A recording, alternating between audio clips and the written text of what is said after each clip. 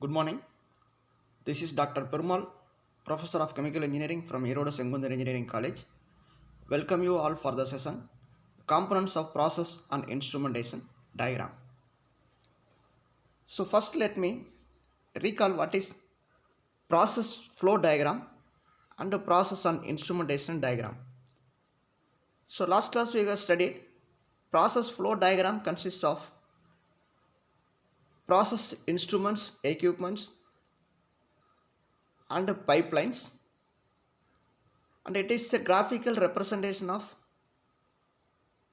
process instruments and material direction of material flow for a particular process.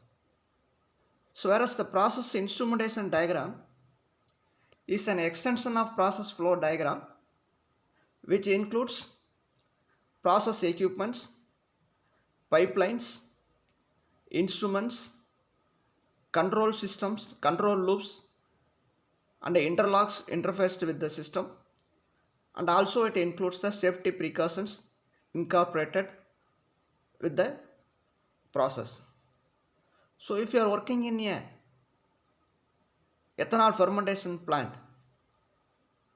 the primary objective of the process is to ensure desired quality of ethanol. So in order to ensuring the product quality, so you have to control the process parameters such as molasses concentration, temperature of the fermentation, and the level of the fermenter tank.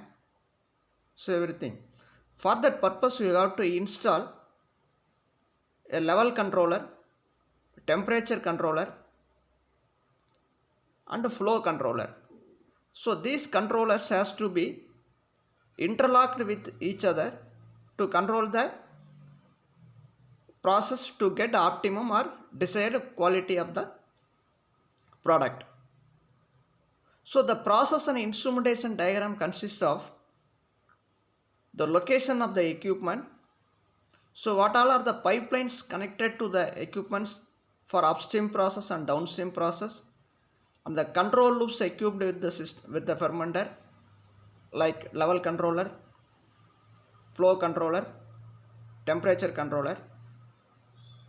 So if any system or any controller or any mechanical defect or instrumentation fault, so what are the safety precautions we have to adopt? So everything will be clearly represented in the process and instrumentation diagram by means of a graphical representation or by a common symbols. So the process instrumentation diagram will clearly tells you the description of the equipment, size or dimension of the pipelines, direction of flow, instruments attached to the system with the symbols, and the control loops and interlocks. So what is P and ID? It is a piping and instrumentation diagram, shows the piping and related components of a physical process flow. It is most commonly used in the engineering field. So what is the need for P and ID? So before starting the plant or before construction of a plant, the first step is to develop or create a process instrumentation diagram. First we will decide the process, then develop the process flow chart. In addition to this process flow chart, instruments, control systems, and interlocks are incorporated. So that will give the process instrumentation diagram. With this process instrumentation diagram only we can decide what are the equipments we have to procure or purchase or install, and what are the instruments required. So what all are the pipings requirement, what is the size of the piping, cost of the piping, the material of the piping, everything has to be, can be decided by means of process instrumentation diagram. And if any modification or changes we are going to adopt, also we can, with this process and instrumentation diagram, we can decide what are the modification we can adopt, like that. So it is the need for P and ID to evaluate construction processes, serves as basis for control programming, develop guidelines and standards for facility operation, so produce documents that explain how process flow works, then provide a common language for discussing plant operations, create and implement philosophies for safety and control, designs a conceptual layout of chemical or manufacturing plant, form recommendations for cost estimates, equipment design and pipe designs. So with this process and instrumentation diagram only we can decide what are the equipments required, what is the cost of the equipment, what is the cost of the pipeline, whether it is insulated or not insulated, whether it is equipment with the safety valves or pressure cage, like that we can decide. Then function and purpose of P&ID. So P&IDs are fundamental to maintain and modification of the process that if graphically represents. So it is a graphical representation of process instruments and pipelines connected with the process.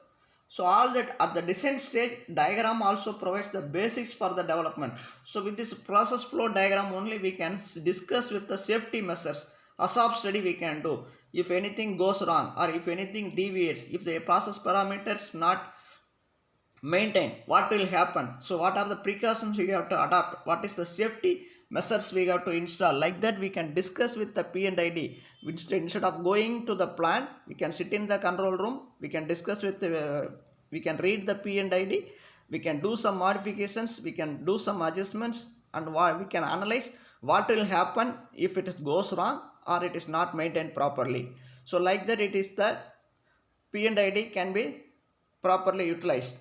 For processing facilities, it is a graphical representation of key piping and instrument details, control and shutdown schemes, safety and regulatory requirements, basic startup and operational information. So by reading this P&ID, we can develop the detailed procedure for safety operation of the process, shutdown process and startup process, emergency process, maintenance process, everything we can develop by reading the P&ID or utilizing the P&ID. When to use P&ID? So P&ID is very useful in case of emergency. If equipment goes wrong, if the process parameter is not maintained, so the shift engineer or the plant engineer can rightly point out what are the instrument has to be tuned, or what are the valves and motors has to be switched off or isolated from the system. For that purpose, the engineer must be able to visualize the entire P&ID so that he can easily go and operate the particular equipment. So the complex chemical or mechanical steps that are mapped out with P&IDs to construct a plant and also to maintain a plant. If something does go wrong, reviewing the P&ID is usually a good place to start. P&IDs are used to streamline an existing process, replace a piece of equipment, or guide the design and implementation of a new facility. So if you want to go for any modification, or if you want to disconnect on equipment, or if you want to add on equipment with the existing system, so we can do some modification in the P&ID, discuss with the colleagues and other process peoples, then we can implement. So now come back to the topic, components of a P&ID. So what all are the components? What are the parts of the P&ID? It is a mechanical equipment with names and numbers. So equipment number, pipeline number, instrument number, control loop system which has a number, and whether the equipment, the pipeline is used for process material or water pipeline. If it is water, whether it is a cooling water or chilled water or fire retardant water, then instrument pipelines, steam pipelines. So everything must be labeled with appropriate numbers as per a standard. All valves and identifications, process piping sizes and identification, miscellaneous vents, drains, special fittings, sampling lines, reducers, increasers and swaggers, permanent startup and flush lines, and flow directions. Then interconnections reference, control inputs and outputs interlock, seismic category, interfaces for class changes, quality level, annunciation inputs. Then computer control system input, vendor and contractor interfaces, identification of components and subsystems delivered by others, intended physical sequence of the equipment, equipment rating or capacity. Then what are the supporting documents required to create a P&ID? The process flow diagram is the base for P&ID, piping material specifications, equipment and instrumentation specifications, functional requirement specification. So keeping the PFD, process flow diagram, as the base, so we have to indicate the equipment description, that is the what is the size of the equipment, then what is the dimension of the pipelines, how many reducers are used, how many risers, increases are used, whether it is equipped with, whether it is insulated, whether the pipeline is mentioned for hot water or cold water, like that we have to mention. And the equipment and instrumentation specifications, so pressure gauge specification, level gauge specification, pressure transducer, whether it is located in the field or it is in control room. If it is control room, it is visible or invisible, like that everything has to be labeled in the P&ID. Then steps to create P&ID, create and check an equipment list.